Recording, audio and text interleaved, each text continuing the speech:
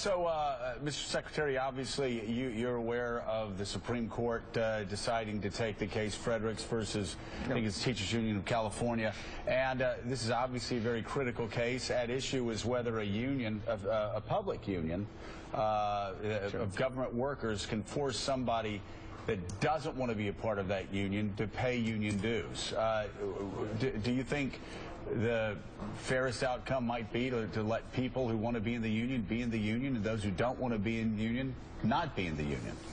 Well, this is a case that gets to the heart of some of the people who do God's work in this country, teachers, firefighters, right, those who are helping folks. And, you know, I'm a big believer in collective bargaining. You look at what collective bargaining does. It protects the collective. It protects everybody. And it has been the heart and soul of America. But if there's a, let's say there's a teacher that supports, for instance, Second Amendment rights, or supports other social issues that a union actively and aggressively campaigns against, which, as you know, they don't just talk about jobs, they create political coalitions.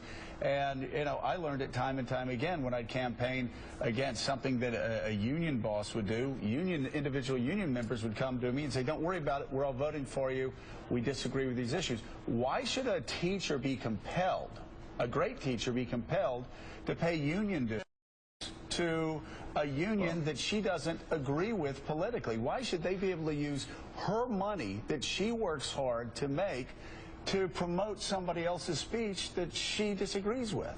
Well, this is really a case about free riders, because when a union works hard to help make sure that you get a fair wage, you get benefits, you have a voice in the workplace, if that person who doesn't want to pay dues, what ends up happening is they get to be a free rider. They pay nothing and they get all the benefits. But if it's a monopoly and the teacher doesn't have a choice to teach unless she pays into that monopoly, that's not being a free rider. That's somebody that's being grabbed by the hair and pulled on a train and saying, you're going to give us money whether you want to be on this train or not. Well, that's someone who got an immense windfall because they didn't have to do nothing, they didn't have to pay a cent, and they got a raise that somebody else negotiated. And that's why that's really not fair. I think that, and you know, collective bargaining, these folks aren't getting rich here. You know, they are doing our best to teach our children to keep our streets safe. I've got no problem with collective bargaining, so please don't say I do. I got no problem about collective bargaining. I support collective bargaining.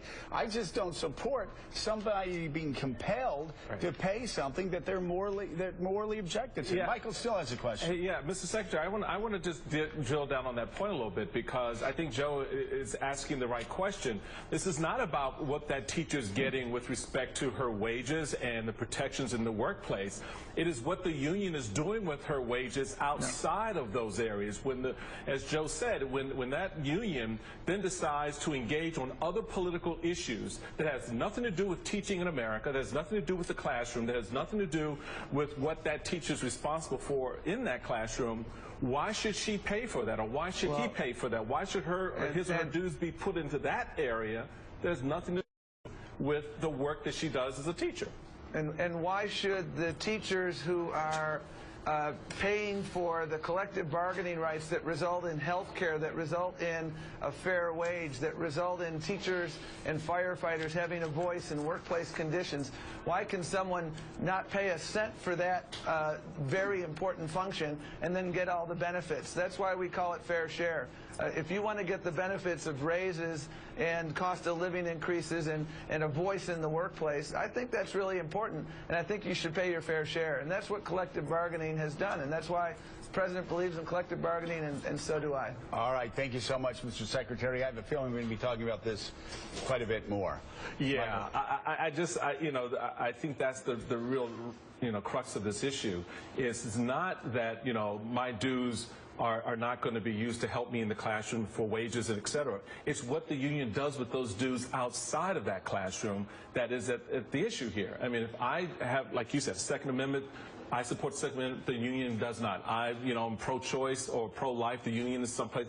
Whatever outside of my job, that's where this becomes a problem, Joe. And again, to compel somebody. To compel me to write a check to a union that they don't even want to be a member of. Okay. To go ahead and then support candidates who they are deeply offended by. It would be the same thing, Mike, if we had a union around this table and you had to contribute money and I decided that we were going to give your tax money or your union dues to Ted Cruz. You would be deeply offended. Yeah, but I wouldn't be deeply offended if I were offered the following choice, whether I was a teacher or whether I was sitting here at this table and you wanted to give the money to Ted Cruz. If the thing was presented to me, look, you don't have to give your dues to here or to the teachers union, but you're not going to get the pay raise and the best health benefits. Do you still want the job?